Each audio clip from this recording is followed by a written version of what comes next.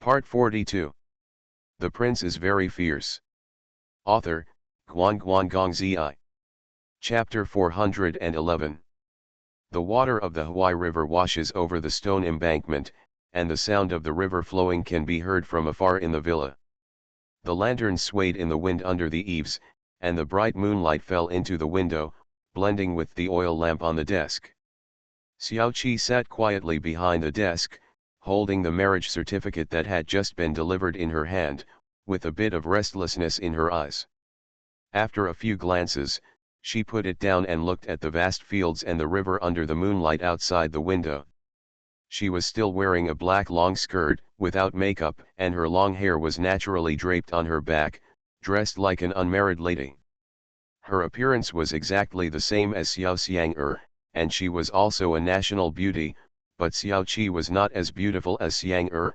Instead, she was calm and indifferent to everything, and her aura of being in a high position for a long time overwhelmed her appearance, making people dare not focus on her beautiful face at all. Maybe for Xiao Qi, it doesn't matter whether she has the skin or not. She has never relied on her appearance to gain respect from others since she was a child. As long as she is not stupid, even if she looks like the big and strong Lan Hu outside the door, men in the world still dare not raise their heads in front of her. But appearance is innate, not chosen by oneself. She is so beautiful, and she is a twin with her sister, looking exactly the same. Then the sister who was widowed in the palace had the audacity to have a lover, and that lover was a prince of a vassal who she couldn't handle, and he mistakenly slept with her as her sister. Thinking of these messes, Xiao Qi's eyes showed a rare bit of annoyance.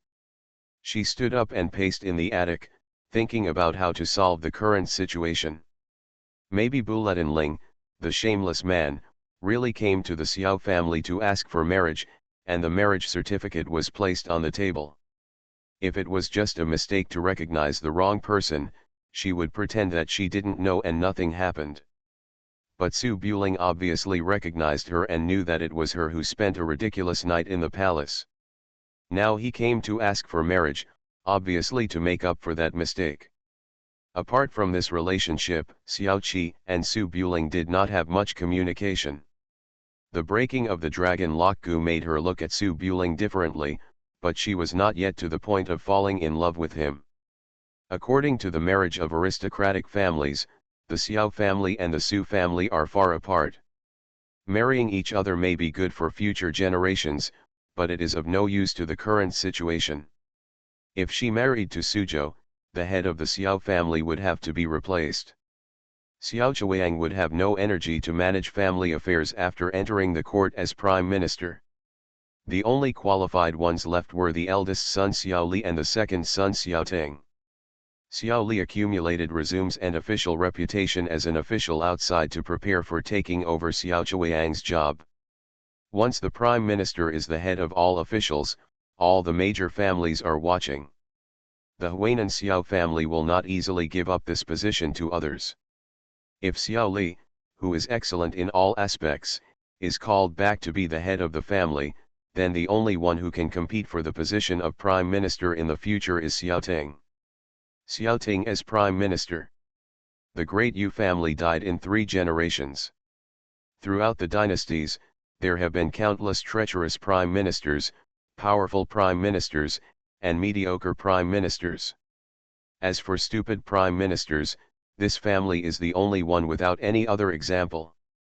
Thinking of this, Xiao Qi shuddered. Xiao Ting must not be allowed to be the prime minister, so he can only let Xiao Ting be the head of the family. Xiao Ting, the helmsman of the Huainan Xiao family. Spanning 3 dynasties, 1,000 years of incense, but died at the hands of one person. Alas! Xiao Qi's face showed a rare sense of powerlessness, and he sat back at the desk, in a dilemma. It stands to reason that he could reject the Su family's marriage proposal, but things are not that simple. There is no benefit in agreeing to the marriage proposal, but rejecting Su Buling's marriage proposal will inevitably offend King Su. It is not a good thing to be at odds with the princes who have the most military power. If the Su family rebels and really conquers the world, the Xiao family will completely become a second-rate family and will have no chance to serve in the court. Besides, the head of the Xiao family should be succeeded by a man, and it is not in accordance with etiquette for a woman like her to occupy the position. Now she can use her skills to suppress it. When Xiao Ting reaches the age of 30, the clansmen of the Xiao family will definitely have opinions, and Xiao Ting will also be dissatisfied. Now the second uncle Xiao Mo persuaded her to agree to the marriage, and he was also considering this. Xiao Qi was devoted to the Xiao family, so she naturally did not covet the power of the head of the family. She was just worried that her stupid nephew was not worthy of the position. Not to mention the future, if Xiao Ting was a little more normal, she wouldn't be so entangled.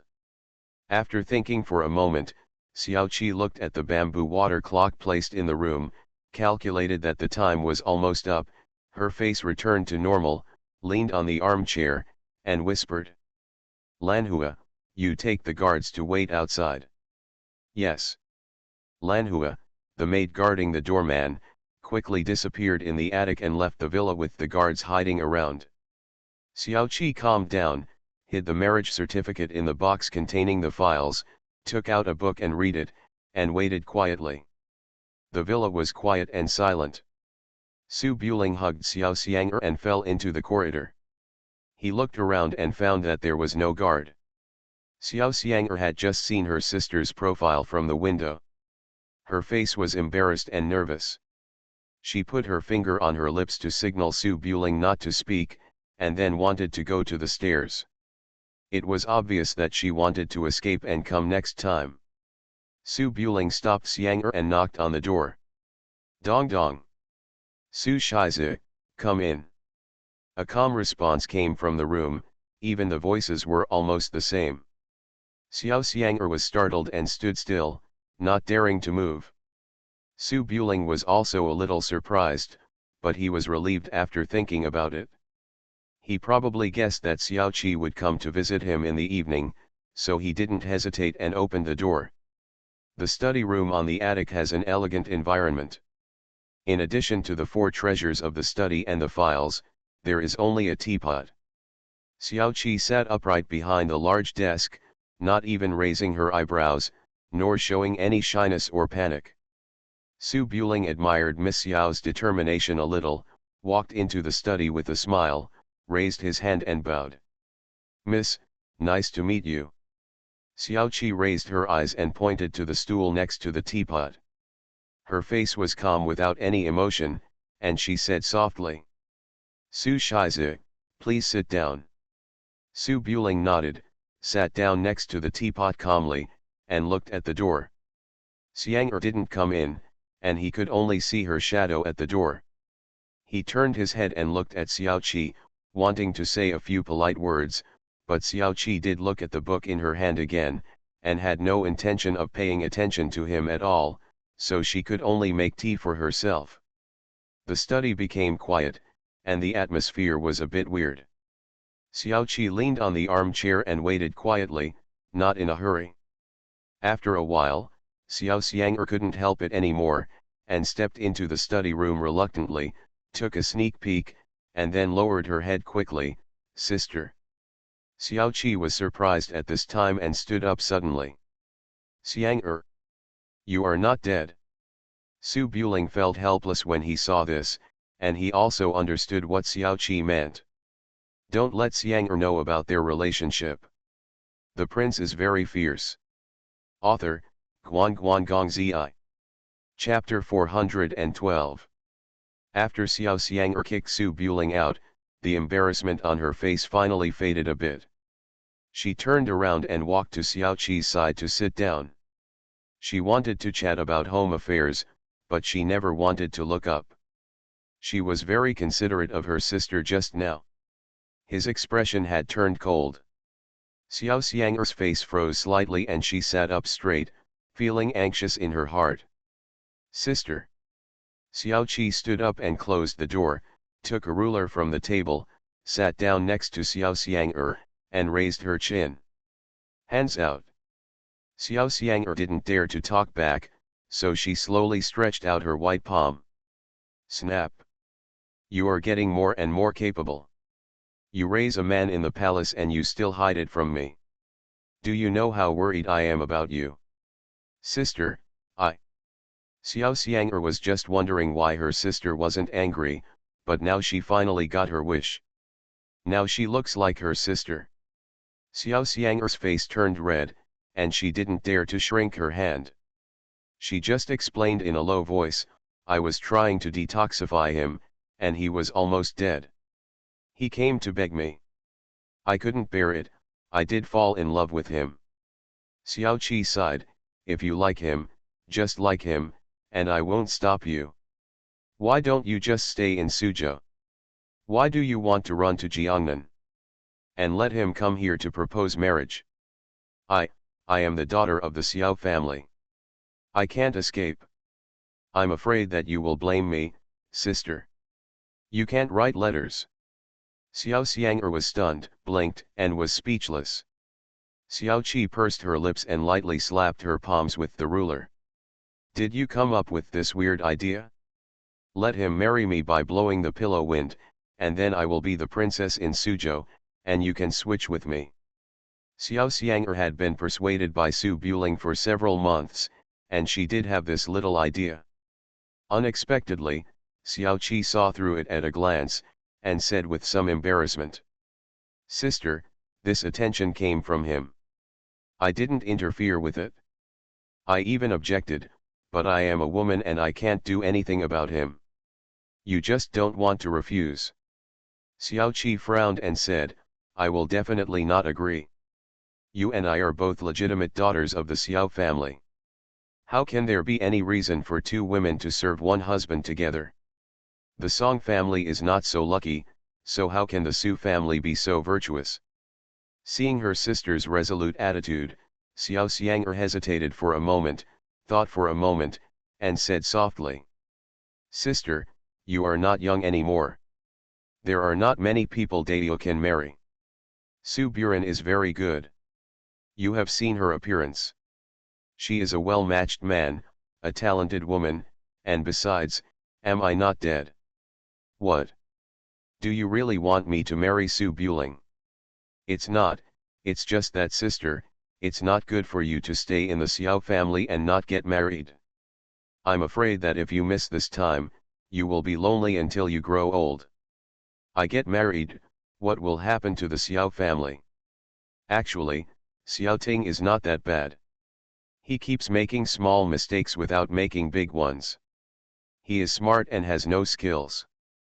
As long as he puts his mind to it, he can learn anything. Sister, you are worried that Xiao Ting can't do anything. The more you don't let go, the longer he will grow. Not big. With so many elders in the Xiao family, Xiao Ting will naturally become sensible after 2 years of adapting. Xiao Qi frowned slightly, thought for a moment, shook her head and said. That's all, we'll talk about these things later. Tell me what happened after you and Su Buring met, word for word. Seeing this, Xiao Xiang'er couldn't say any more and began to seriously explain every detail of how she met Su Bulet and Ling, fell in love with each other. Moon on the branches. Su Buling stood in the distance of Linhe Garden and watched for a moment. Seeing that the two sisters were very engaged in chatting, he felt relieved and turned back to the mansion where he was temporarily staying. Judging from Su Buling's observation just now, if Xiao Qi didn't refuse immediately, she would probably agree. She probably couldn't lose face at the moment, so she was delaying. Most of Su Buling's dragon locking goo was solved by Xiao Qi, and it was indeed a mistake at that time, which made him feel a little sorry.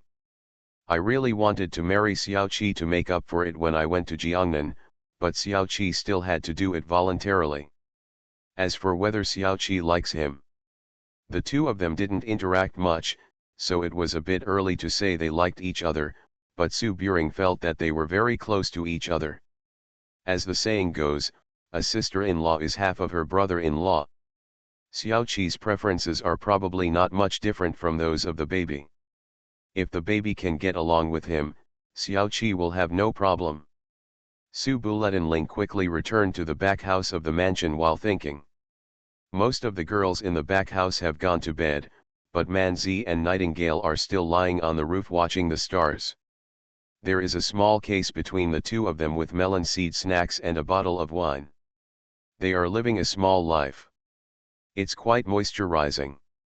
Su Buling shook his head and chuckled.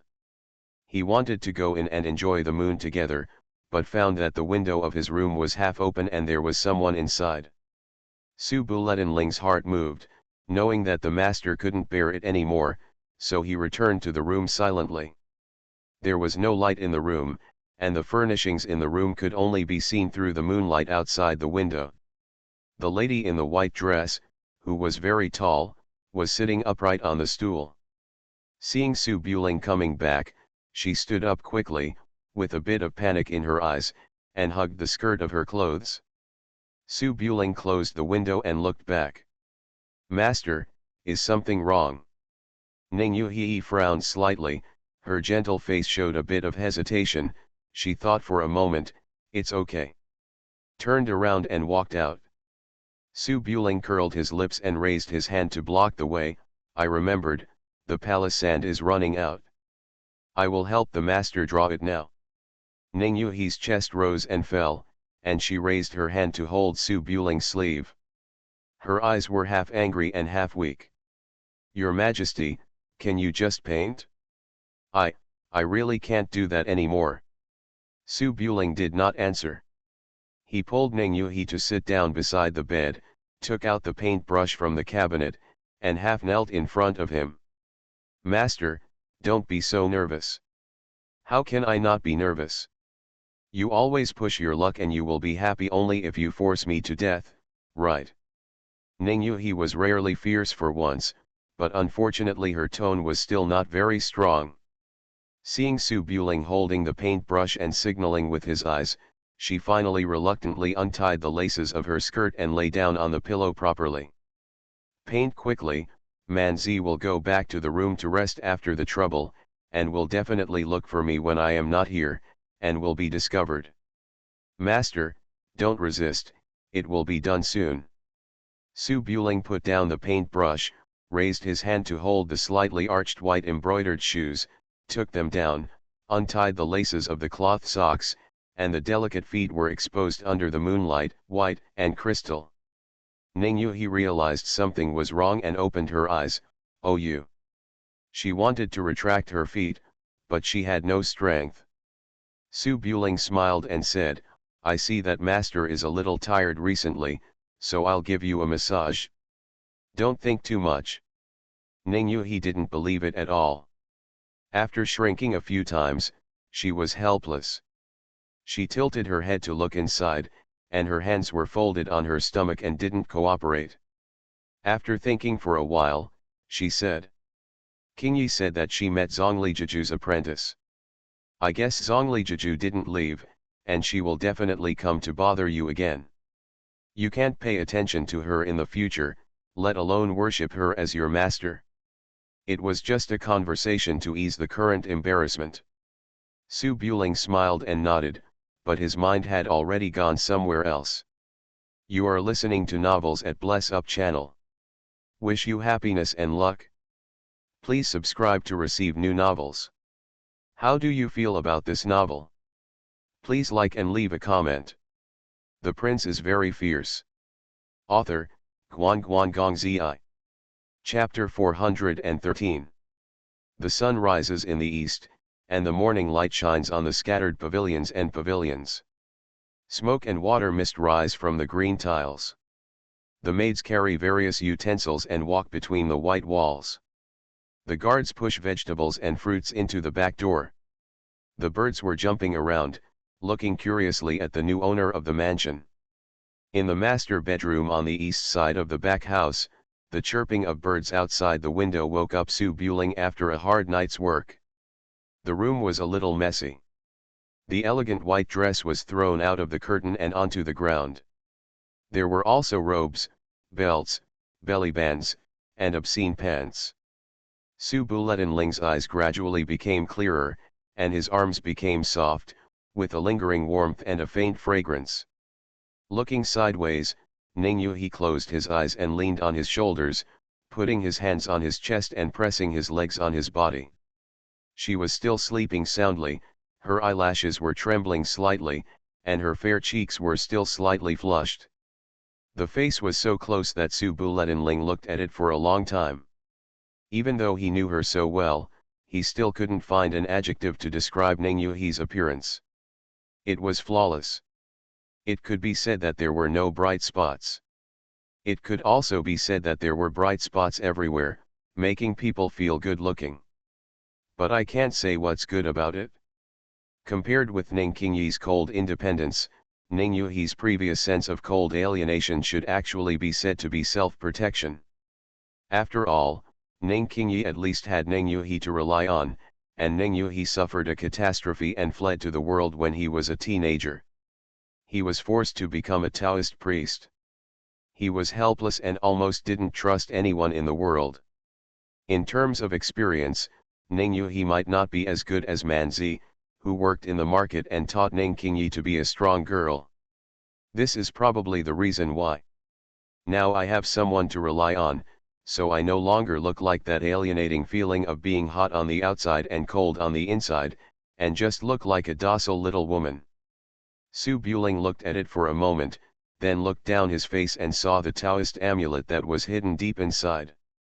Maybe he had nothing to do when he got up early in the morning, so he took it out and took a look at it, but it still had some residual warmth. But with such a movement, Ning Yuhi woke up naturally, opened his eyes in a daze, and met Su Buling's eyes. Ning Yuhi's eyes gradually became clearer. He first lowered his head, then looked around, and then realized the situation. He exclaimed "Ah!" and suddenly turned over, looking for the skirt in a hurry, speaking incoherently. "How come it's dawn, you evil disciple? I have suffered. Man Zi must have found out." Su Buling was a little amused. He turned over and picked up the skirt from the ground and handed it to her. "Man Zi came here yesterday to ask. I said that the master was out. The master was fast asleep. Maybe he didn't hear it? Was I fast asleep? I was attracted by you." Ning Yuhi's face turned red and white, as if he had done something very wrong. He felt a sense of betrayal in his heart and did not say anything. After checking that there was nothing wrong with Gonggongsha, he put on his clothes and hurriedly went there. "Run away." Su Buling was a little helpless. "Master, there are people in the yard. You came out of my room so early in the morning." Ning Yuhi stopped for a moment, then hurriedly ran to the window at the back, ran out neatly, and disappeared in the blink of an eye. Having just arrived in Huainan, after a day's rest, the girls in the house were all refreshed and got up early. Song Yufu stood in the corridor doing morning exercises. Ning Qingyi and Nightingale were sparring in the garden, fighting back and forth, while Man's Haiqian, who was not very good at martial arts, looked on unconvinced. Since knowing that her father is a contemporary swordsman, Man Zi has actually worked very hard, and her martial arts has improved by leaps and bounds. She can easily deal with ordinary Jianghu people, but she is still far behind compared with female heroes like Nightingale and Ning Qingyi, and she cannot find them at all. Objects to practice against. Standing in the garden and shutting himself up for a while, when he saw Su Buling coming out, Zhu Manzi's big eyes suddenly lit up. He smiled and wanted to run up to say hello, but he didn't expect that before he took 2 steps, he was caught by Song Yufu, who had quick eyes and quick hands. Got a head start. In the corridor of the garden, Song Yufu put on her old skirt and wore a flower-tailed hairpin on her head. She looked elegant. She walked slowly to Su Buling and gave her a blessing. "Your Majesty Su, morning." Su Buling nodded slightly and looked up and down. "Are you used to living in the house?" Song Yufu had just boarded the ship, and the only people she knew were Mrs. Lu and Su Buling. She was a little reserved in front of Mrs. Lu, and she didn't get along with Xiaoning, Manji, and other Jianghu heroes. In fact, she was the loneliest one. However, Song Yufu had stayed in the remote mountain village for half a year and had already become accustomed to living with her maids. She smiled softly and said, I'm used to it. I heard that the talents here in Jiangnan are very powerful, and there are many poetry and literary societies in Huainan City. Can you, master, accompany me to have a look? Su Buling's only purpose in coming to Huainan was to propose marriage. Currently, the marriage certificate has been handed to Xiao Qi, and he is waiting for Xiao Qi's reply. He really had nothing to do during the day, so he naturally nodded to his girlfriend's invitation. Okay, I just want to go shopping in Jiangnan. Song Yufa pursed her lips and smiled, then wanted to set off with Su Buling, but Man Zi jumped out and said with a smile, let's go together. I also want to go shopping in the city. I heard that Huainan's tofu feast is famous.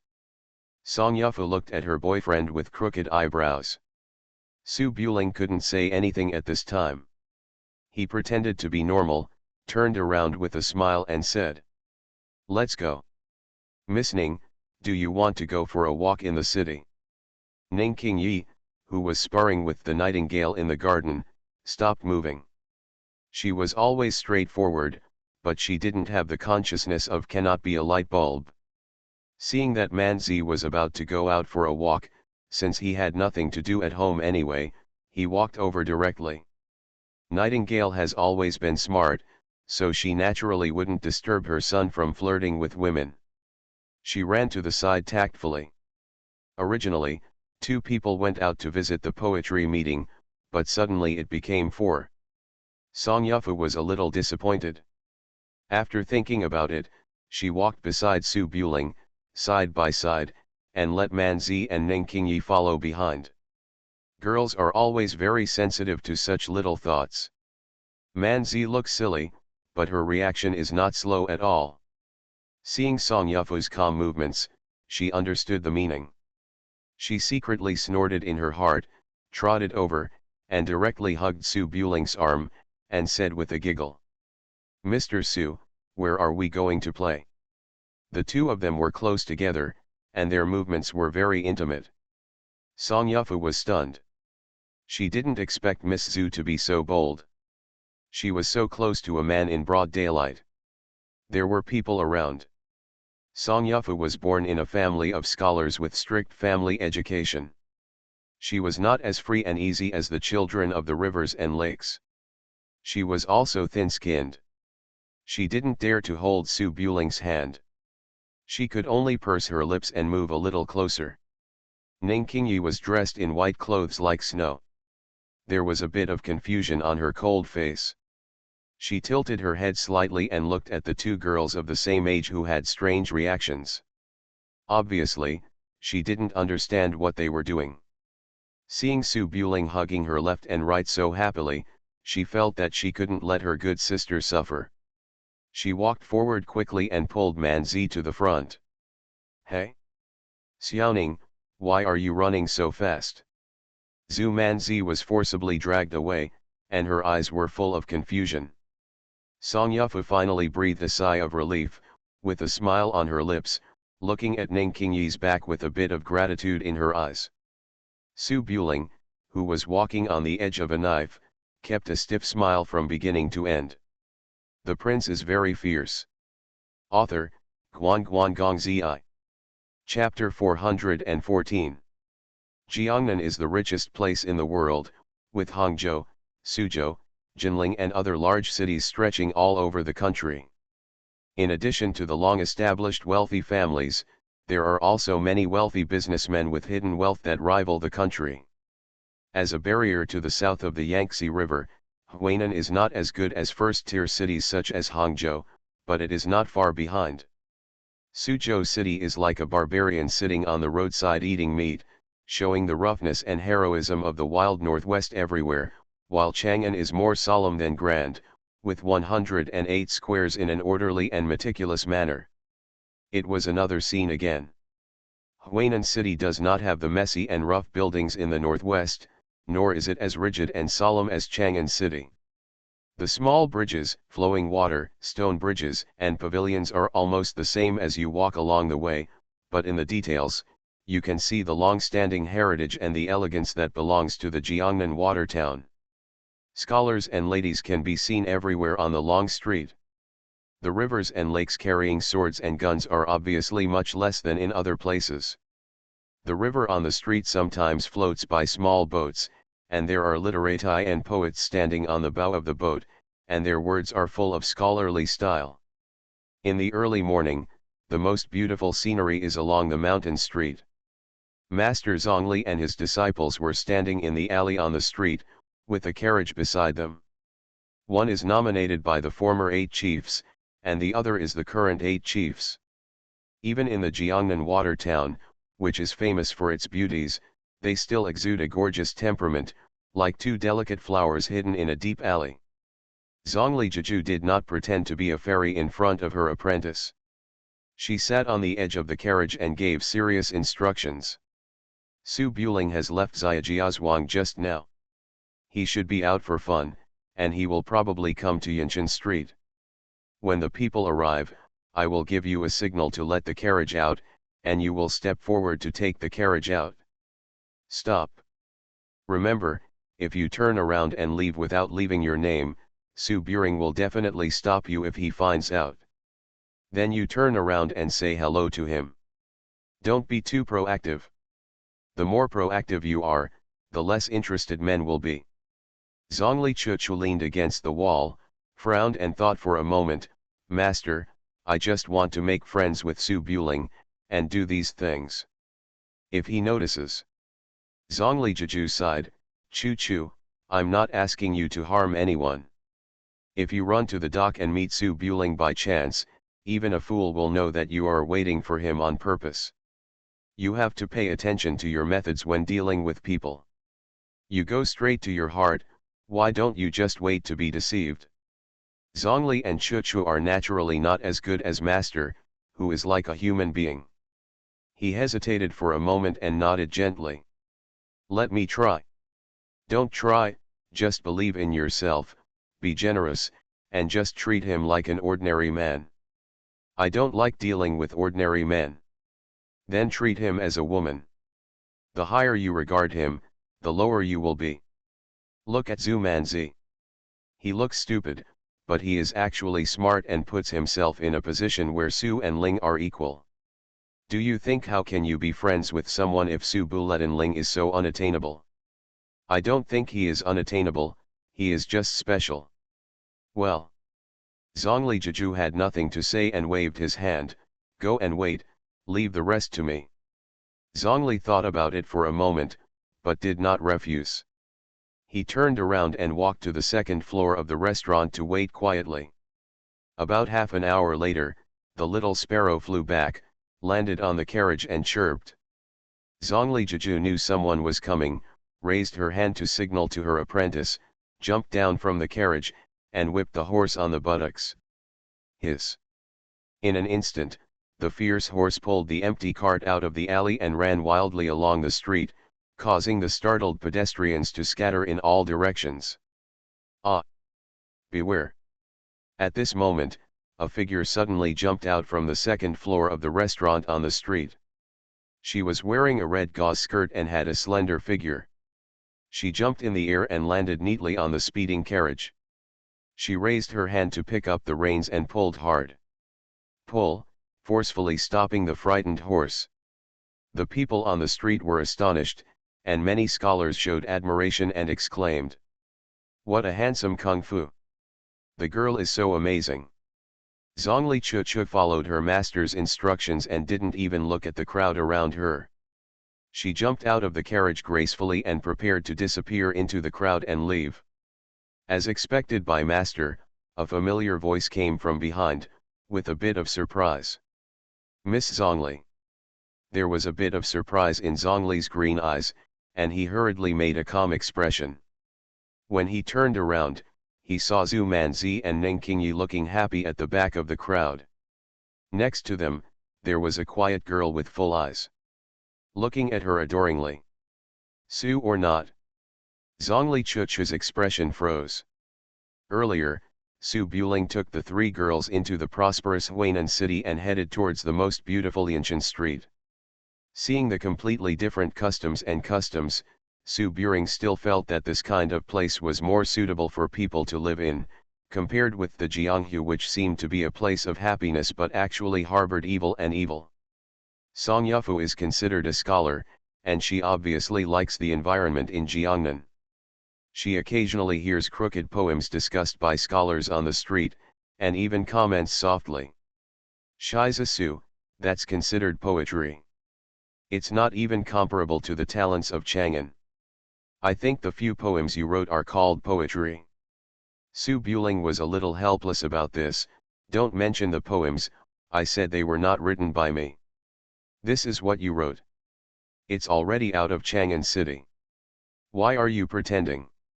The two of them were talking and laughing in the background. Zhu Manzi looked back from time to time, and then frowned and thought seriously, not knowing what he was thinking. Due to Ning Qingyi's personality, she was not very interested in the scenery on the street. When she saw Manzi looking strange, she asked softly, "Manzi, what's wrong with you?" Zhu Manzi secretly made a shushing gesture, then snorted sullenly, lowered his head and kicked the pebbles on the street. Ning Qingyi was slightly puzzled, looked at Manzi, and then looked at the two people who were talking happily behind him, and finally understood that Manzi was jealous. He couldn't help but laugh at this and shook his head gently. The three of them walked around and looked around. When they arrived near Yanshan Street, they suddenly heard a shout from the street. "Su Buling! Su Buling! Here!" Yanshan Street is the most prosperous place in Huainan City. Every inch of land is worth a lot of money. It is similar to the Zhuangyuan Street in Chang'an. There are many wealthy people on the street, and there are also various romantic occasions for burning money. Su Buling frowned slightly and looked sideways, but he saw a large-scale brothel on the third floor of the street. The eldest son of Xiaoting was standing at the window, holding a folding fan and shaking it vigorously. There were also several young men in luxurious clothes next to him. One of them had a good temperament. Judging from his expression and posture, he seemed to be as important as Xiaoting. I don't know which family he is from. Ning Qingyi saw this scene, snorted lightly, pulled Zhu Manzi and walked away, and turned back and said, "Miss Song, let's go first." Song Yufu was also a little embarrassed. After thinking about it, she said sensibly, "Su Shizi, Xiaoting invited you to come over. You are traveling in Huainan, and this kind of occasion is inevitable. Miss Ning and I will go shopping together." Su Buling was definitely not interested in visiting a brothel, but a brothel is a place of elegance and socializing in this world. There is nothing wrong with someone inviting him. On the contrary, it is a manifestation of closeness. Moreover, Xiaoting did things without thinking and shouted directly on the street. He just ignored it and left. Tomorrow, the whole city will definitely know that he disdained the eldest son of the Xiao family. This is not Chang'an and Suzhou. There is no need to propose marriage when the Xiao family is so unsociable. Su Buling was a little helpless, and it was not good to ignore Xiaoting, so he apologized to the three beauties and turned to the brothel where Xiaoting was. The prince is very fierce. Author, Guan Zi. Chapter 415. It's not yet noon, and it's not the time to drink and have sex with prostitutes, but the main business of high-end brothels is not just a flesh and blood business. For example, Kayan Pavilion, located in the core area of Yanshan Street, is a place for the powerful class to hang out, and the people who come here are also not to mention the slightest bit of red lips.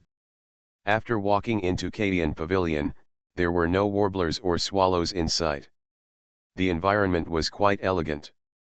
The hall was empty and quiet, and the sound of piano could be heard from behind the bead curtain. The brothel's old madam had obviously heard Xiaoting's call.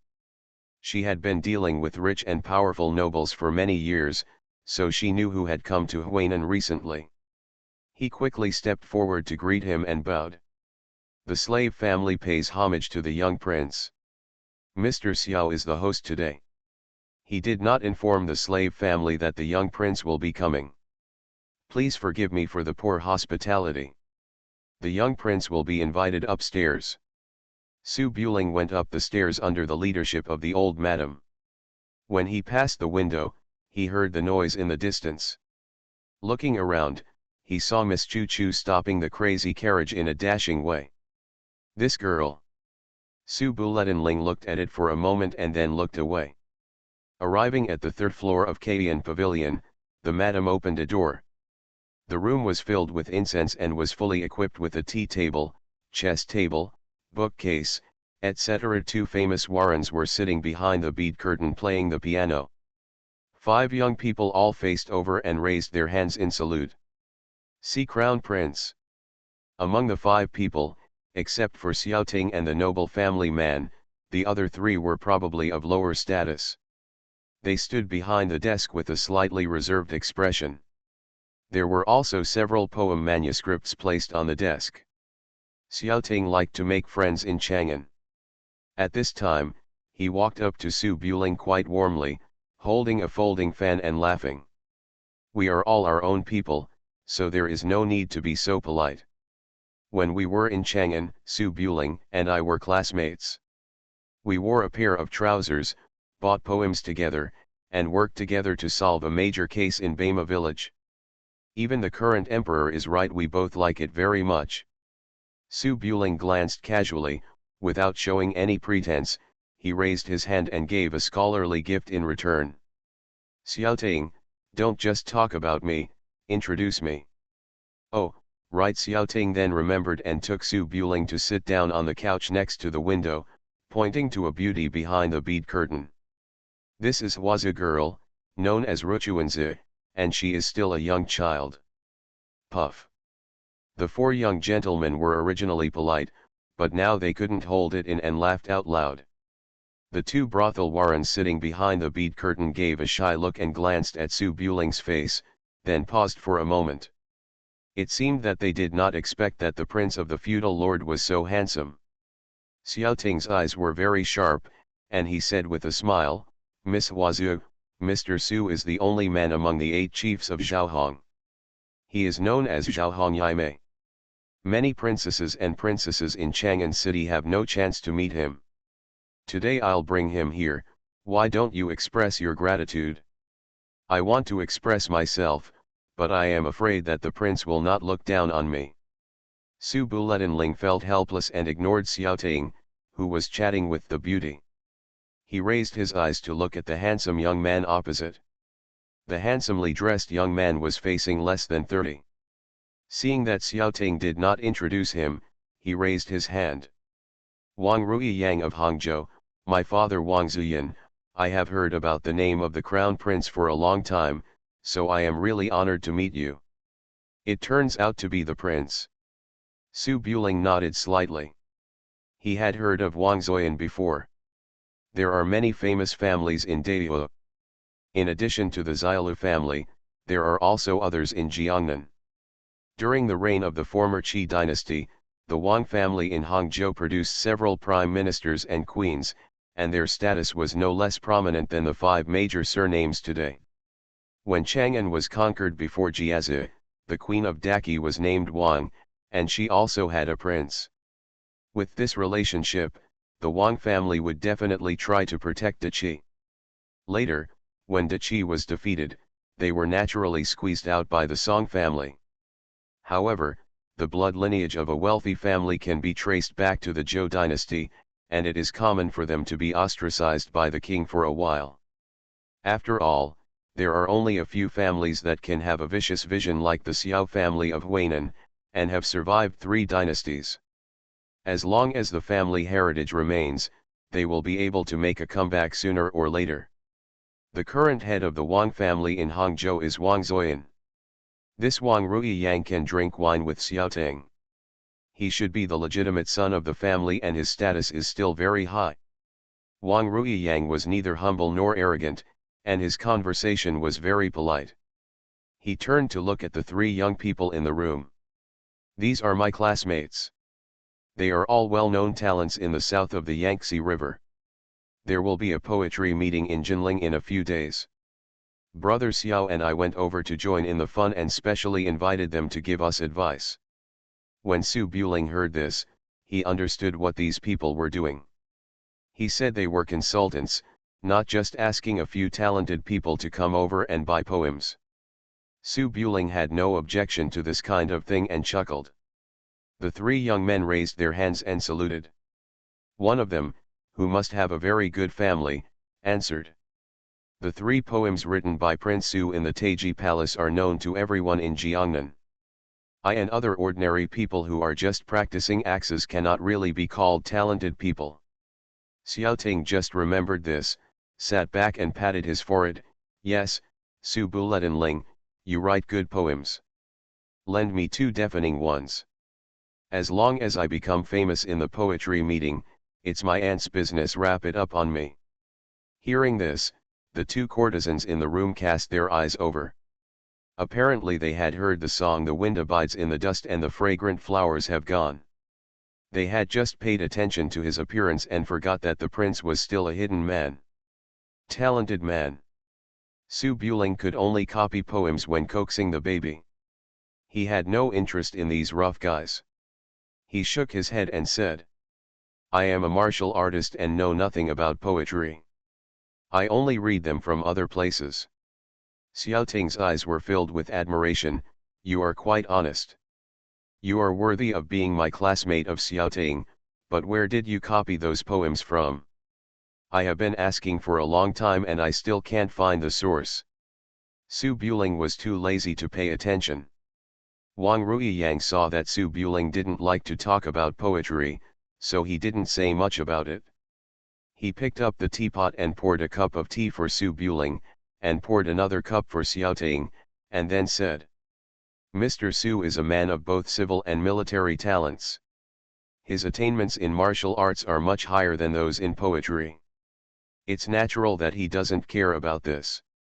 He risked his life in front of the Taiji Palace with the envoy of Northern Qi. Just hearing people talk about it makes my blood boil. The scholar next to him nodded and said, only those who can write and wield swords are real men. We who can only write and paint can't catch up. The 2 courtesans also sent their eyes secretly when they heard this, and the amazement in their eyes was not concealed. The few people spoke in a friendly tone and sincere expressions, and they were all telling the truth. The flattery in their words could easily make people feel flattered. But when Su Buling saw Wang Ruiyang pouring tea, he felt something was wrong in his heart. I won't go into details about table manners.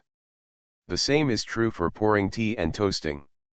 The order is just a small detail, but it cannot be wrong in this world.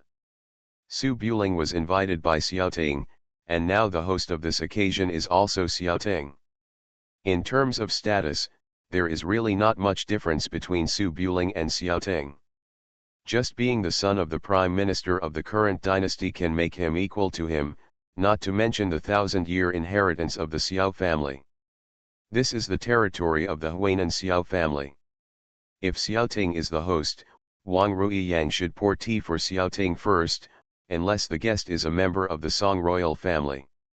Although Xiaoting is careless and doesn't care, Wang Ruiyang comes from a powerful family. It is impossible for him to not understand the order of things when dealing with people, unless he is deliberately flattering him. You are listening to Novels at Bless Up channel. Wish you happiness and luck. Please subscribe to receive new novels. How do you feel about this novel? Please like and leave a comment. The Prince is very fierce. Author, Guan Guan Gong Zi. Chapter 416. Su Buling thought about it, but didn't point it out. He acted a little proud. A group of barbarians from northern Qi are making noises in front of the current emperor. They don't know how high the sky is and how deep the earth is. It's not worth mentioning to teach them a lesson. Wang Ruiyang nodded with a smile, put down the teapot, and looked at several friends in the room. The Su family of Prince Su has made great contributions to guarding the national gate for Dayo, and Master Su is even better than them. I heard that a few months ago, Master Su single-handedly broke into the mansion of Prince Zhou in Haikan. Such courage is really amazing. The three young men sitting there were all stunned when they heard this. There is such a thing. Jiangnan is more than 5,000 miles away from Suzhou. Without instant communication, these things can't be passed on at all. Only the aristocratic families with extensive connections can understand it. Seeing the two courtesans showing surprised expressions, Xiaoting shook his fan and nodded. It is true.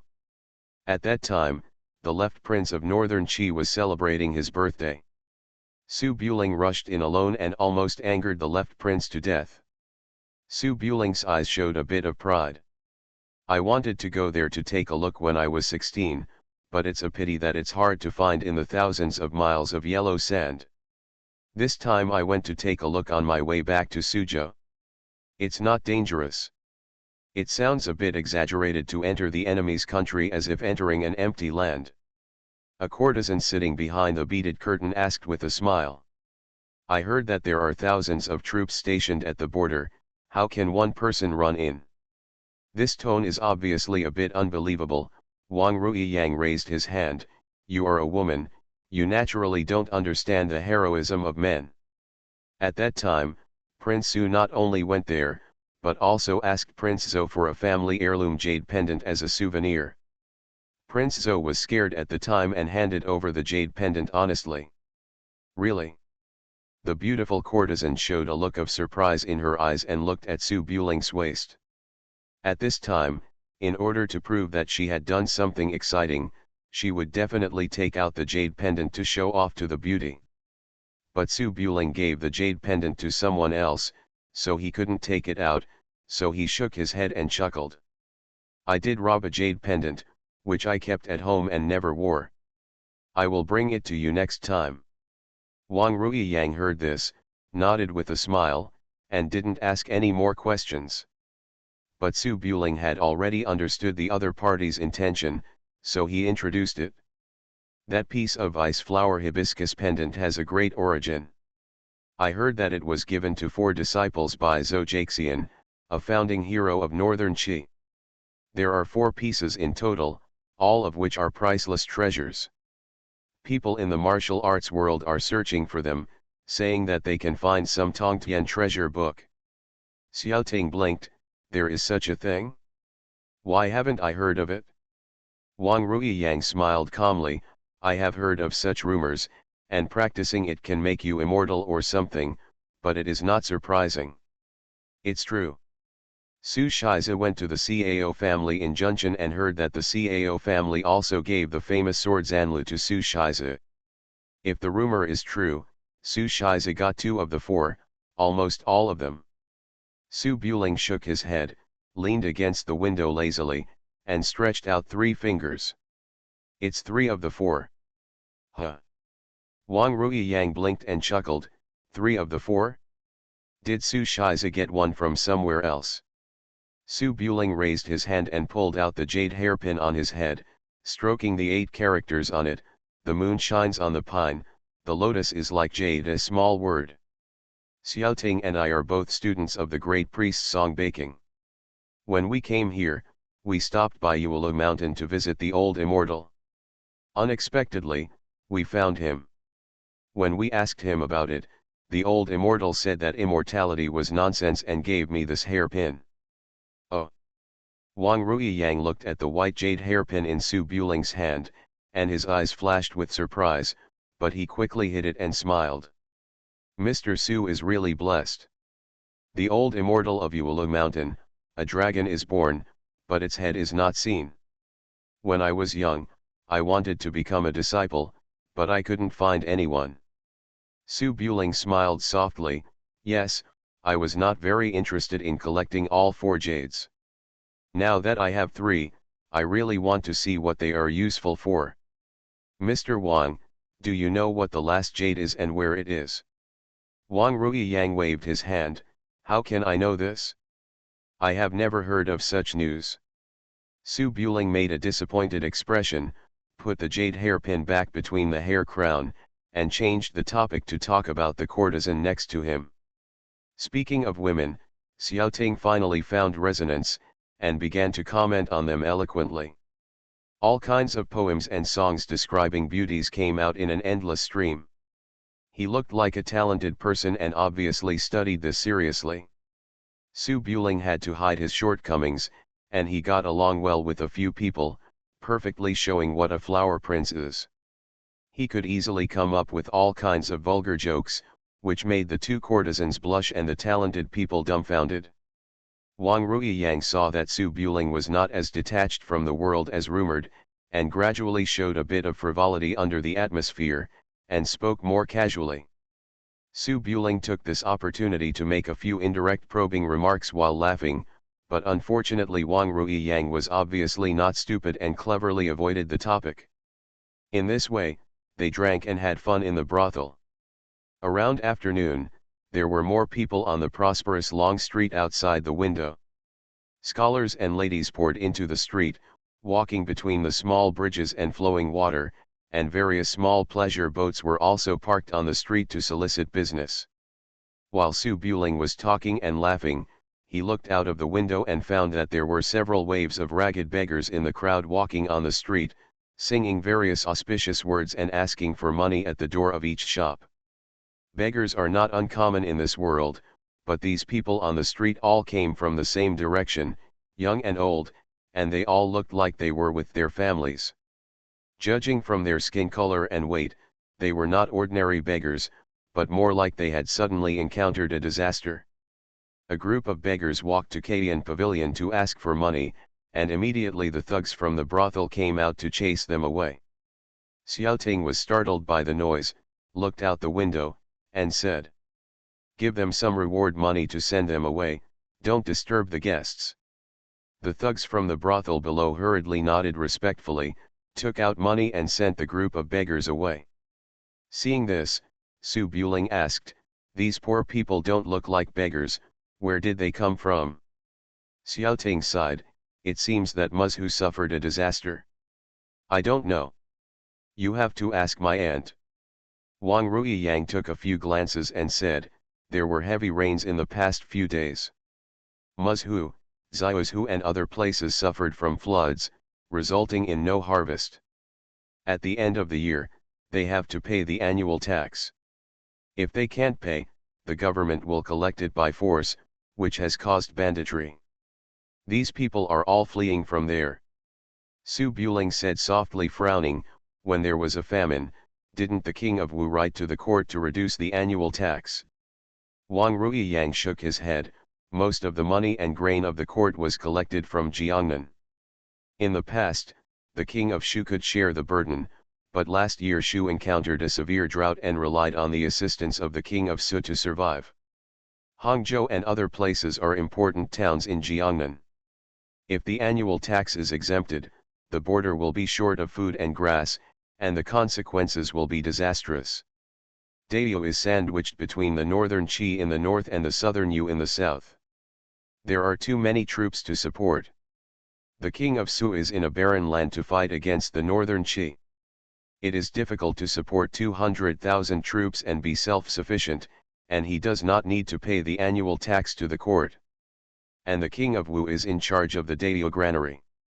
If he can't pay the money and grain, it will be the same as the king of Su can't stop the northern Qi. Why do you need a vassal king with a fiefdom? You have to find a way to make up for it out of your own pocket." Su Buling thought about it, didn't say much, and continued to try to get Wang Ruiyang to talk. But Wang Ruiyang was very tight-lipped, and there was no valuable information at all. They chatted for a whole day, and when it got dark, Su Buling got up and said goodbye. After leaving Kadian Pavilion, Su Buling thought for a while and did not look for Manzi and the others, but went to Linhe Villa. After all, no one knows the complicated situation in Jiangnan better than Xiaoqi. 2 chapters today. I'm really sorry. The prince is very fierce. Author, Guangguang Zi. Chapter 417. The warm sun is shining slowly in winter, and on the gentle river beside the street, the boatman holds a small painted boat and floats slowly along the mountain street. The boat was not that big, and it was fully equipped with a raft, a piano table, a chessboard and other entertainment objects. 4 girls could enjoy the beautiful scenery of Huainan on it. Without Su Buring, Zhu Manzi was a little bored. He leaned on the couch and crossed his arms with his arms around his chest. Sometimes he looked at his own breasts, and then secretly glanced at Song Yufu's breasts. Well, that's it. Ning Qingyi was tall and had to bend down in the boat, so she stood on the deck outside the cabin. The white skirt moves with the wind, and her elegant and noble temperament is enough to make a Philistine woman feel ashamed, but her cold and arrogant eyes are naturally charming, as pretty as a peach in 3 springs, as pure as a chrysanthemum in 9 autumns, which makes people indescribable. Be charming or cool. Next to her, Zhongli Chuchu is much simpler, with charming charm emanating from her bones. Her eyebrows are like crescent moons, and her green eyes like cat eyes have an aura of lightness. Her exotic face is completely different from that of the Central Plains woman, which adds to her uniqueness. The taste is like a fire burning in winter. It may burn people, but people can't help but want to get closer, and it is difficult to resist the amazing attraction it contains. 2 women with completely different temperaments standing together were like a flame burning next to an ice cube. They should not have been involved with each other, but at this time, they got along very harmoniously. Zhongli Jiju leaned against the cabin, staring at the 3rd floor of the brothel in the distance. Ning Qingyi was the same way, but there was a bit of displeasure in his eyes. The dignified prince of the feudal lord, my disciple of Changqing Temple, went to visit a brothel, which is an insult to the master. This was just a complaint. Ever since Ning Qingyi came to Su Buring, she didn't really want to have contact with Su Buring, but it wasn't that she disliked Su Buring in her heart, maybe she just didn't know how to contact him. She wanted to be friends like before, but when that pervert kissed her, even if she didn't care about Su Buling, there was always a mark in her heart. Zhongli Chuchu's perception of Su Buling was completely different. Since meeting Su Buling, Zhongli Chuchu's impression is that she is cold, strong, and true to her word. She is so crazy that it makes people feel scared, but she is also rational and makes people feel safe. She also treats a stunning beauty like her without false words. He is simply the template for a god, the most perfect man in the world. Therefore, after hearing Ning Qingyi scolding Su Buling, Zhongli Chuchu felt that it was inappropriate and opened her mouth to explain to Su Buling. All the young masters from aristocratic families are like this. The brothel is a place for socializing. If you pretend to be aloof and don't go there, you will be treated as an alien. Mr. Su only plays and socializes every time out of helplessness. Song Yufu also had the same idea and secretly glanced at Zhongli Chuchu from the window with some approval. Ning Qingyi did not deny it, but turned to look at Zhongli Chuchu. You have a very good opinion of Su Buring. Could it be that you like Su Buring? As soon as these words came out, the 2 girls in the cabin couldn't sit still. They both stood up seemingly casually and walked towards the small door of the cabin. After realizing that the other party was also getting up, he looked elsewhere at the same time. Facing Ning Qingyi's straightforward question, Zhongli Chuchu thought Ning Qingyi was jealous, so he didn't show any panic and said with a smile. 1,000 pieces of gold are easy to come by, but a confidant is hard to find. Mr. Su and I have nothing to do with each other. Miss Ning, don't get me wrong. What did I misunderstand? Ning Qingyi tilted her head slightly, obviously not understanding what Zhongli Chuchu meant. She was really just asking out of curiosity. The 2 people are not on the same channel and obviously cannot communicate. Zhu Manzi knew Ning Qingyi very well. When he saw the 2 people chatting nonsense, he lay at the door and stuck his head out. Xiao Ning Xiaozhong, Mr. Su won't be able to come down for a while, so let's go shopping first. Zhongli Chuchu really wanted to reunite with Su Buling, but judging from the current situation, there was definitely no chance. Because the master's bad idea was useless, and he didn't want to go back to see the master at this time, He came to the cabin and sat down, wanting to see what kind of people Su Buling's friends were. The small boat floated down the river, and 4 beautiful girls sat on both sides of the table. Ning Qingyi and Man Zi sat together. Although Zhongli Chuchu didn't know Song Yufu, she still understood the etiquette and rules. She didn't want to be left out in the cold. The gentle and quiet girl sat next to Song Yufu. Song Yufu came from a scholarly family and was relatively introverted. She knew how to deal with wealthy ladies such as Mrs. Liu, but she didn't know what to say when she met a woman from the world, and her face was obviously a bit reserved. Zhu Manzi was talkative and knowledgeable. He enthusiastically helped pour tea and said with a smile, "Fiobao, we are all members of our own family, there is no need to be so different." "Oh." Song Yufu smiled gently, thought for a moment, and asked curiously, "Why call me Fiobao?" Zhu Manzi blinked. "Master Su called me that, privately he called me Zhaibao, and then he also called you Fiobao." Ning Qingyi frowned and thought for a moment, "Nonsense, Su Buling has never called you that." Man Zhi's expression stiffened, and she suddenly became unhappy. "Privately, you must not know that you have only been here a few days, but I have been with Mr. Su for a long time." Ning Qingyi was just straight, not stupid. She could hear the provocation between the lines and said softly, "It's not like I haven't spent time with Su Buling in private. When we were in Chang'an, he said you were stupid and asked me to take more care of you." Zhu Manzi never expected that Ning Qingyi would also lie to others, and his little eyebrows suddenly wrinkled. "Master Su really said that about me?" Ning Qingyi did not answer, but slowly picked up the teacup and took a sip. Although not as gentle as our young lady, her movements were still very eye-catching. Zhongli Chuchu could tell that Ning Qingyi was bullying Manzi, so he added with a smile, "Has Mr. Su ever mentioned me in private?" Ning Qingyi thought for a moment. "I said I met you, and then disappeared." Zhu Manzi nodded seriously. Zhongli Chuchu picked up the teacup and took a sip, with complicated eyes. Song Yufu was not as silly and sweet as she seemed. She could see the different attitudes of the 3 girls towards Su Buling. She didn't want to talk about her boyfriend in front of her competitors, so she changed the subject. "These girls are all Jianghu heroes. I have been living in Chang'an since I was a child. I often hear people talking about Jianghu affairs, and I have always been curious about them. Jianghu must be very interesting, right?" When this was mentioned, the 3 girls had different reactions. Zhu Manzi has never really stepped into the world of martial arts. His impressions of the martial arts world are all in the storyteller's storybooks. Naturally, he likes them very much and responded, "It's interesting, but you have to be good at martial arts. If you don't have good martial arts, you still won't be cool.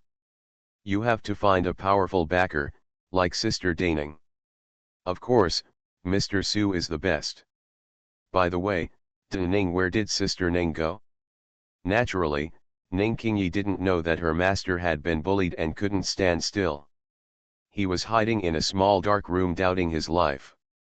He shook his head and said, "Maybe something is wrong, Jianghu is not as simple as you said. People can't help themselves in Jianghu, but they can't help themselves just talking." Song Yufu often heard this and asked curiously, "Is it difficult to get involved in the world?" "The prince is very fierce."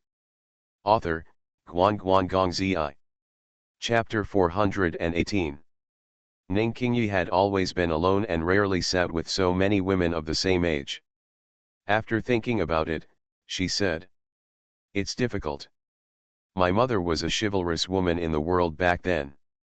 She wandered around in the world just like me, thinking about pleasure and revenge. But most of the people in the world are insidious. One wrong move would lead to eternal disaster. If it weren't for revenge, Master and I would rather stay on the mountain for the rest of our lives." Song Yufu thought for a while, "It's not easy for everyone. In fact, being an official in the capital is the same. Being cautious all day long can't prevent unintended disasters. You might just say a wrong word in private, and you won't be able to turn around for the rest of your life. Regarding this, Zhongli Chuchu shook his head and smiled. No matter how difficult the Central Plains is, at least you don't have to worry about food and drink. You have never been to the outside of the customs. As long as you go there once, you will feel that this place is the same as a place where gods live. The three girls all grew up in the Central Plains, and their families were not poor, so they were naturally a little confused by Zhongli Chuchu's words. Ning Qingyi thought for a moment. I heard that people outside the customs are very poor and don't have enough to eat. Zhongli Chuchu sighed, looked at some beggars on the street, and recalled a little. Eating people. I was born in a small tribe in the western region. I can't remember how many people there were. It was not big anyway. They spent the whole day fighting for water and cattle and sheep with several nearby small tribes. Later, a group of horse bandits came and took the tribe. All the men were killed, the women were gathered together, the older ones were killed, the ones who could work were tied up, and they were taken to nearby cities to be sold. Song Yufu frowned. Does the government not care? Not even the court. No one cared about me. I was only a few years old at the time, and I was locked in an iron cage with several other children like a dog.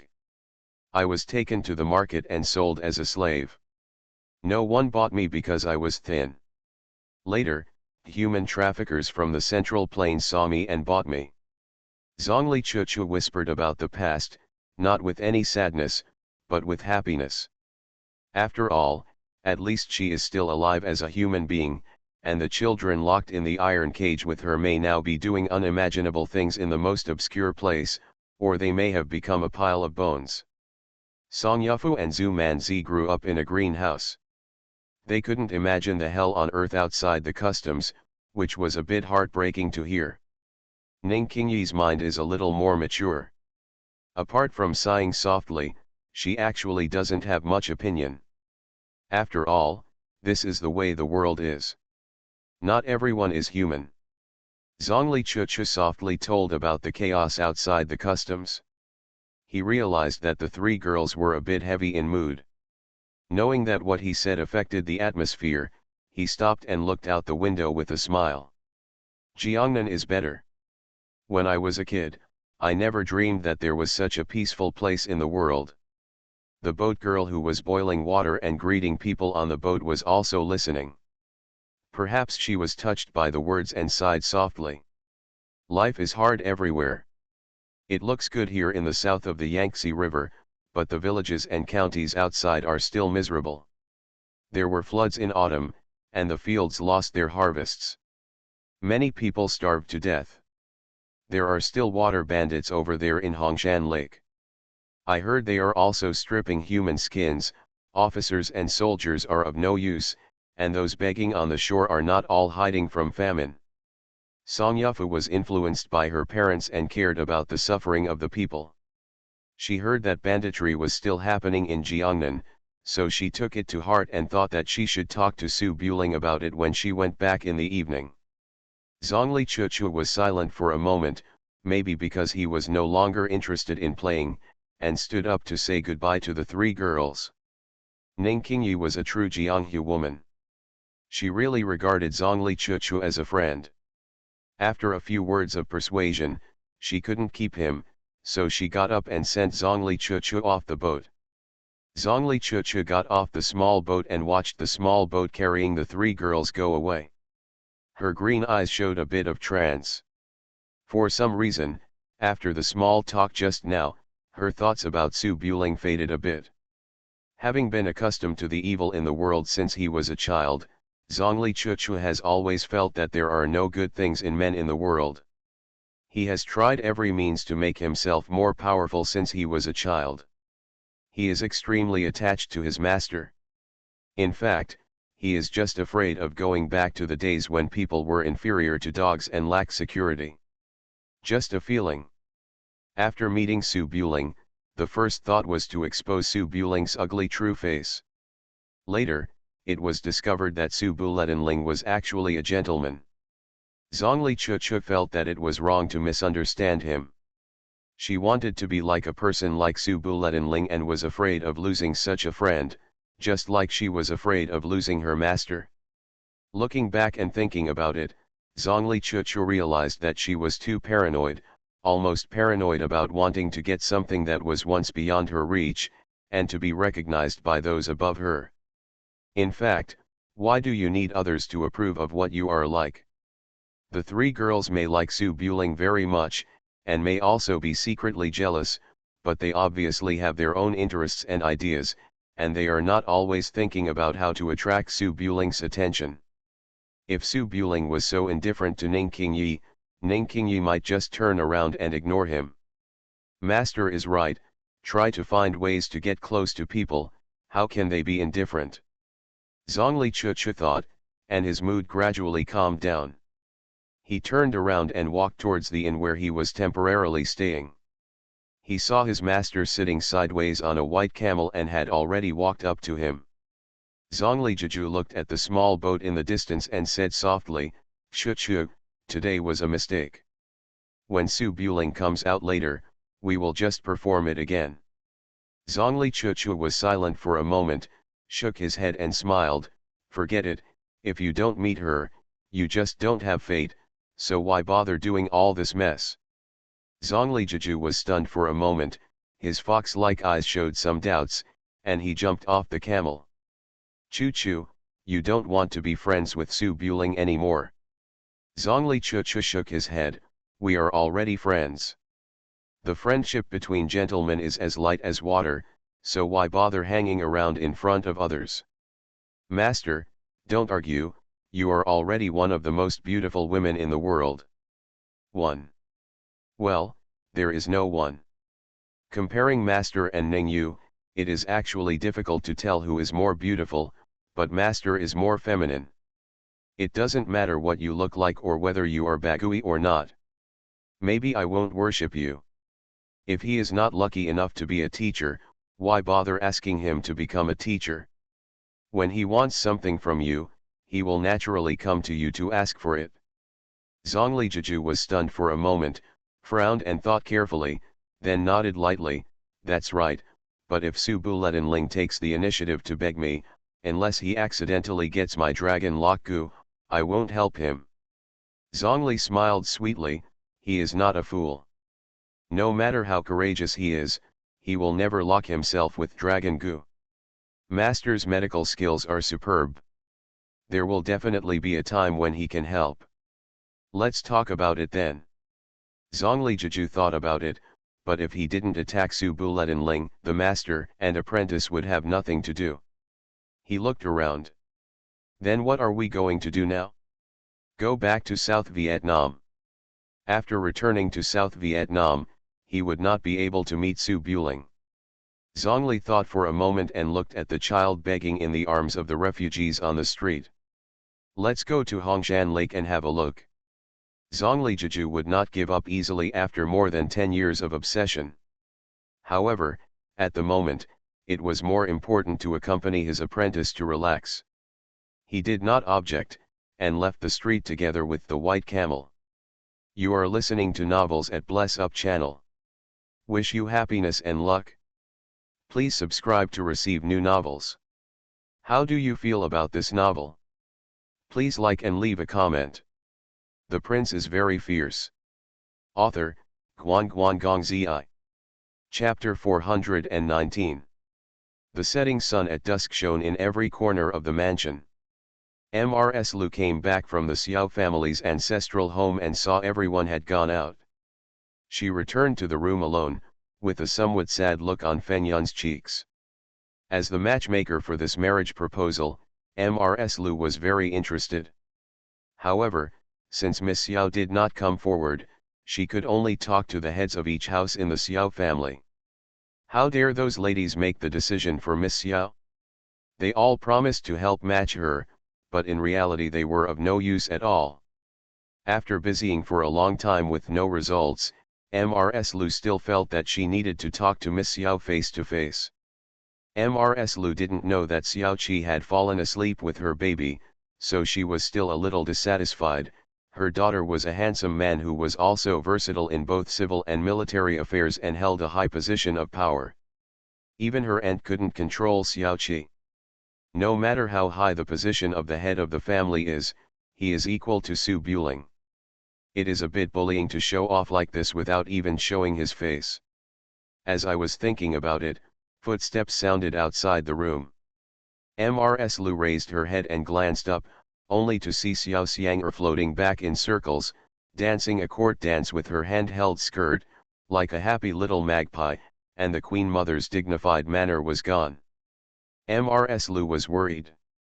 Seeing her good sisters being so naughty, she felt a little dissatisfied.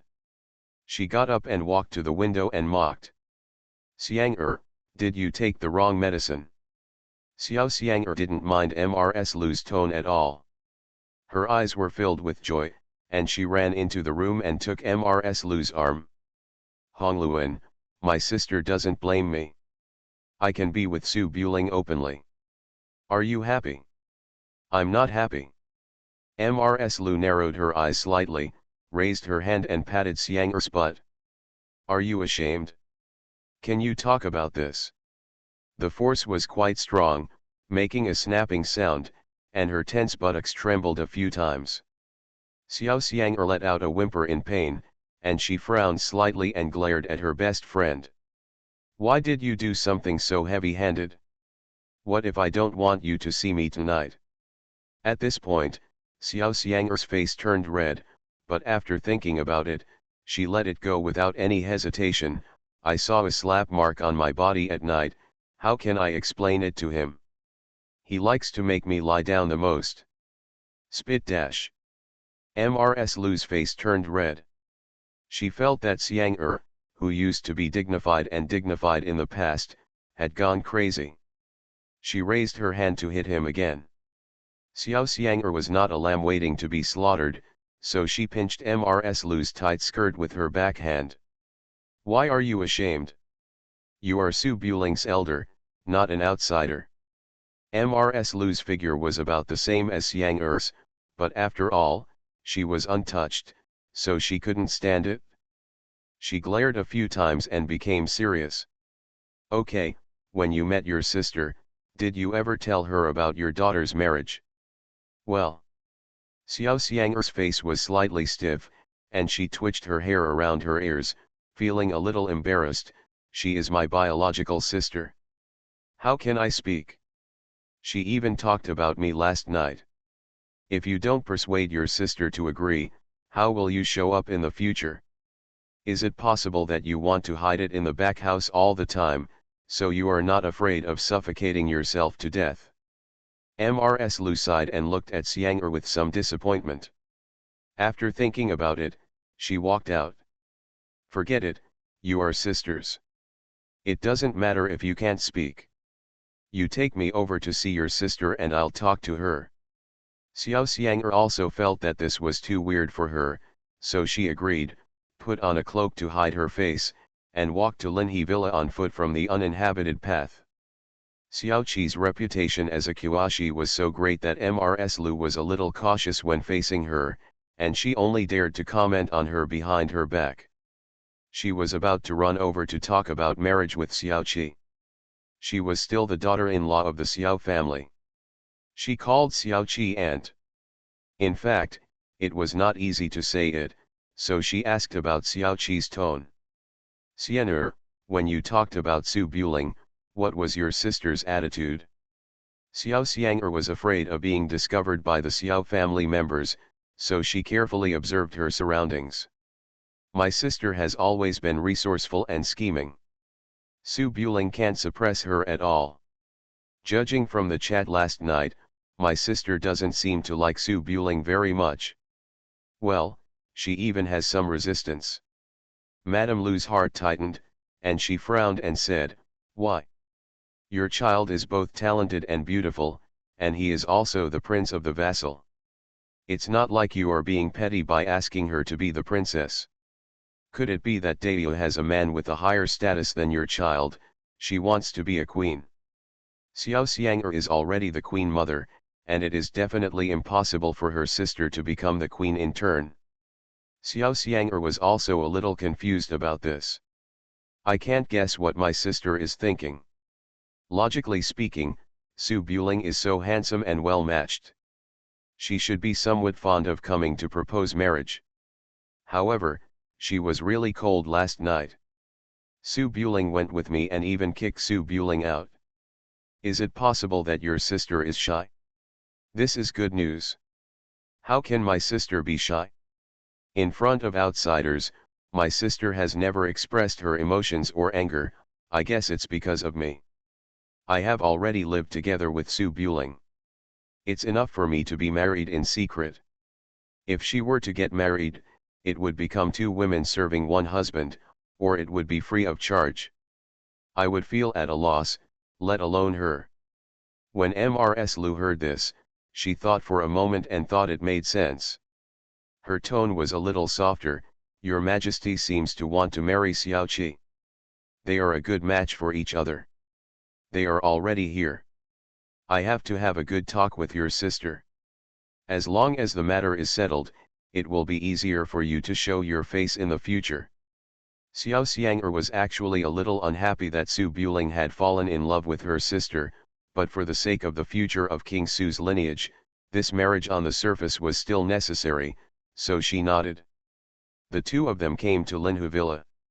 Xiao Qi left Zhuangzi when she was sending Xiao Xiang'er back. She was expected to come back at night, so the villa was empty. Xiao Xiang'er took Madame Lu directly to the attic and came to the study. It was originally a temporary villa, and important items could not be placed here. All the files on the desk were packed away. Xiao Xiang'er made a pot of tea, and the two sat on the soft couch and waited quietly, discussing how to persuade Xiao Qi. In a blink of an eye, it was dark, and the sound of wheels was heard outside the villa. Xiao Xiang'er knew that her sister was back. She walked to the window and took a look, but saw her sister's carriage stopped in the willow forest outside the courtyard wall. The guards were parked outside. The two walked side by side into the villa. One of them was in a white robe like snow. Wasn't it her stinky brother? Xiao Xiang'er was stunned. She didn't expect Su Buling to come to the villa with Xiao Qi. Let the guards wait outside. Obviously, he still wanted to be alone. This. Xiao Xiang'er's eyes flashed with some doubts. Driven by the gossip mentality, she quickly waved her hand to put away the teacup, and pulled Madame Lu to hide in the common room where the maids rested. Mrs. Lu was a little surprised and asked in confusion, Xiang'er, what's wrong? Don't make a sound, Su Buling and my sister are back together. Linger is here. Mrs. Lu was slightly stunned, and then she became a little suspicious. Without thinking, she hid in the small room with Xiang'er. Both of them were close to Su Buling and knew Su Buling's keen perception very well. They also covered their mouths with their hands, held their breath, and waited carefully. The prince is very fierce. Author, Guan Guan Gong Zi. Chapter 420. Zhuang is not far from Huainan City. The setting sun shines on the official road among thousands of acres of farmland, and the buildings with the characteristics of a water town can be seen in the distance. Su Buling was walking alone on the road, thinking about the conversation in the brothel just now. Su Buling had just arrived and did not understand the situation of the Wang family in Hangzhou or Jiangnan. Such a situation where the enemy was overt and we were covered was obviously undesirable, and he had to understand these clearly as soon as possible. Before they reached the Linhe villa where Xiao Qi lived, there was the sound of wheels coming from behind, and a man's voice saying hello. Little prince. Su Buling looked back and saw a large carriage coming from behind.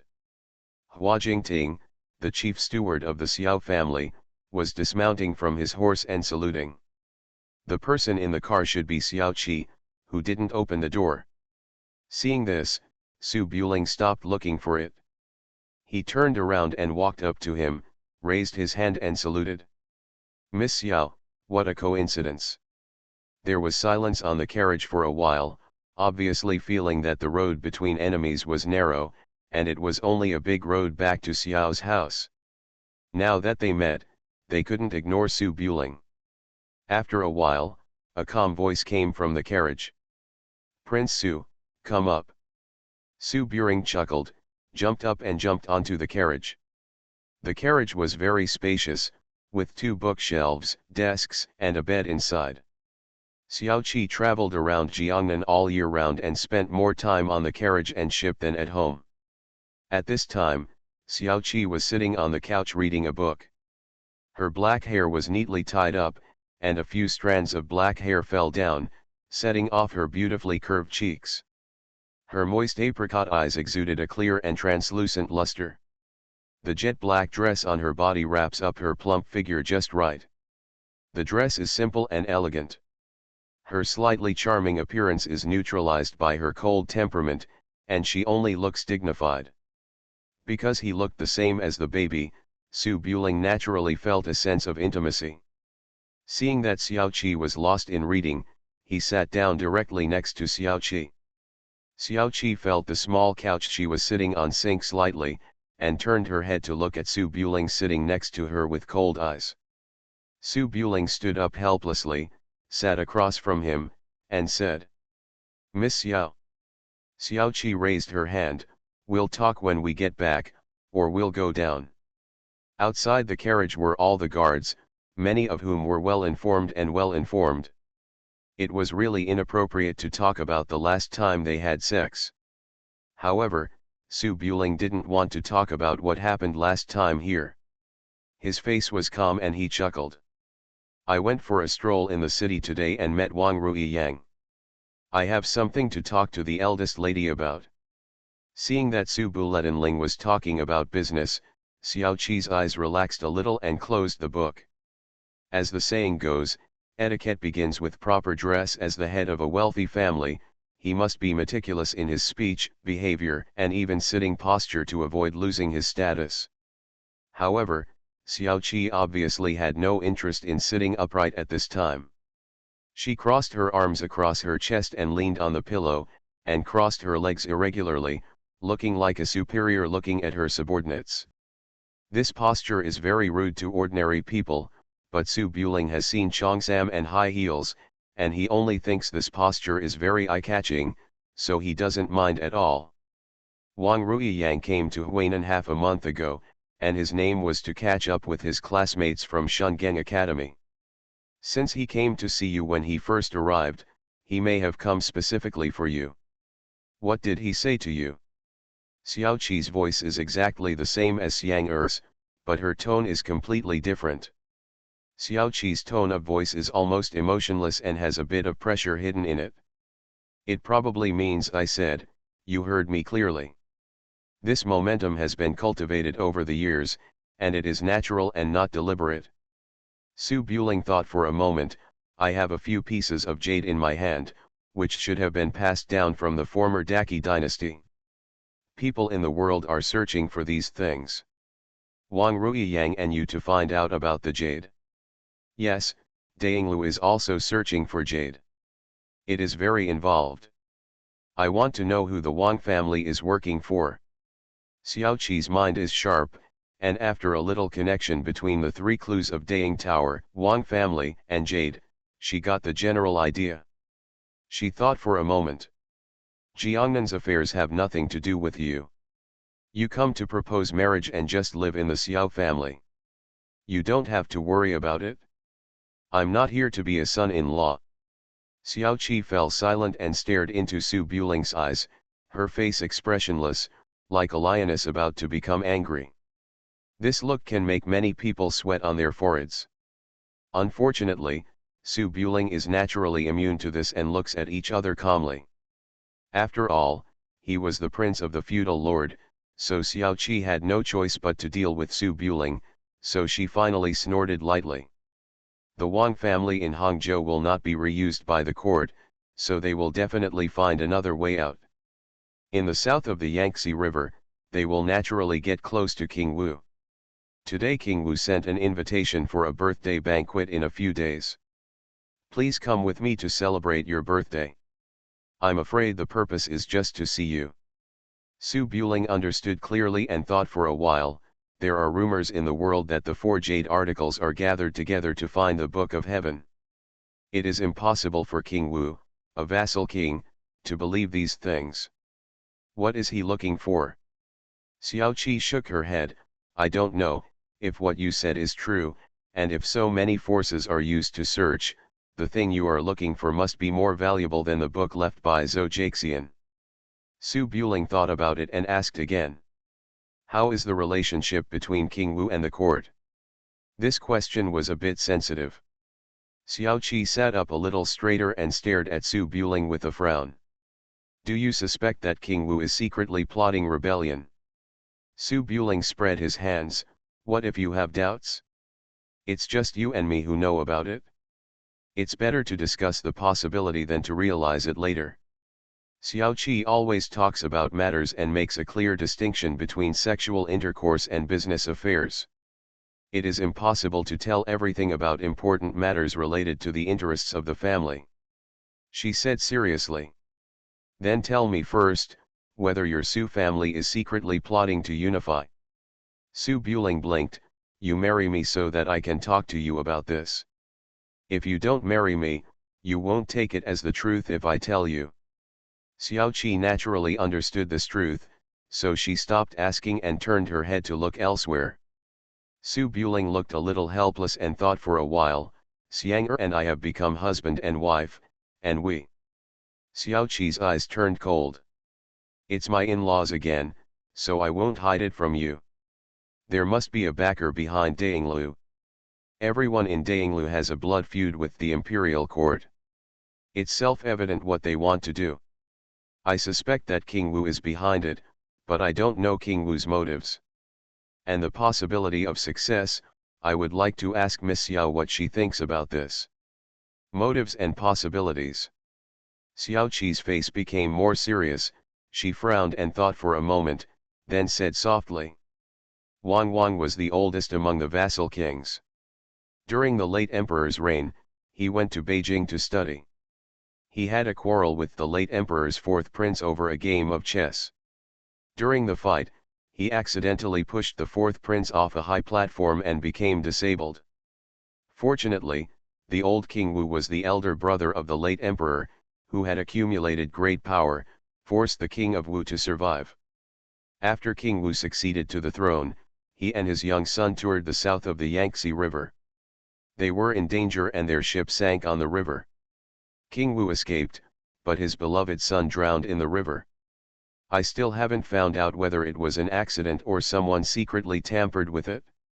If we say the motive for King Wu's rebellion, it can only be that King Wu suspected that the late emperor had a grudge and took action against him, but he dared not speak out in anger and kept silent. But after the current holy emperor succeeded to the throne, he attacked you again and expressed his intention to reduce the vassal state. When a rabbit dies and a fox grieves for its own kind, the king of Wu had no choice but to start planning. Having said this, Xiao Qi frowned and looked at Su Buling. The news that Jianghu people were searching for 4 jade articles seems to have come shortly after you were ambushed in the Wei River. This theory is quite tenable. Su Buling nodded slowly and asked, then if King Wu really rebels for this, what are the chances of winning? Regarding this, Xiao Qi shook her head and smiled. Your father, Su Yu, commanded an army of 200,000 tigers and wolves. They rebelled and never came back. King Wu had only 120,000 Jiangnan Xiang troops under his command. The last time they fought was decades ago. If we really want to raise an army, one of the kings of Wei and you can destroy the king of Wu, not to mention the king of Chu and the Guanzhong cavalry behind. It is impossible to attack Chang'an, and it is impossible to defend Jiangnan by relying on the natural dangers of the Yangtze River. Emperor Xiaozong placed the king of Wu in the south of the Yangtze River, where the world was rich, and there were no foreign enemies on all sides, so he never thought of giving him troops. To put it bluntly, the possibility is zero, not even the chance of dying like King Su. Su Buling rubbed his forehead. Since King Wu could not rebel, he could not figure out his intention. Xiao Qi glanced at Su Buling for a few times, then suddenly narrowed her eyes slightly and said softly. The only feasible way is to encourage you to rebel and break Chang'an, and then the 6 kings of the Song family will kill each other to seize the throne. King Wu is the richest in the world, rich in money and food, and he will definitely be won over by the 2 kings of Wei and Yu. Even if he can't, if you usurp the throne, at least your current status will not be affected. Su Buring smiled softly, I'm not stupid. Xiao Qi thought about it, and Su Buletinling was willing to be a pawn, unless she and Su Buletinling were both crazy. During the chat, the carriage stopped in the willow forest. After Su Buling finished talking about the business, it was time for the two of them to deal with their private matters. He stood up, opened the car door, and raised his hand to signal. Xiao Qi sat in the car for a moment, obviously hesitant. But it has come, and sooner or later we have to make it clear. Xiao Qi finally got up and got off the carriage, asked the guard maid to wait outside the Biwen, entered the Biwen with Su Buling, and walked to the study in the attic.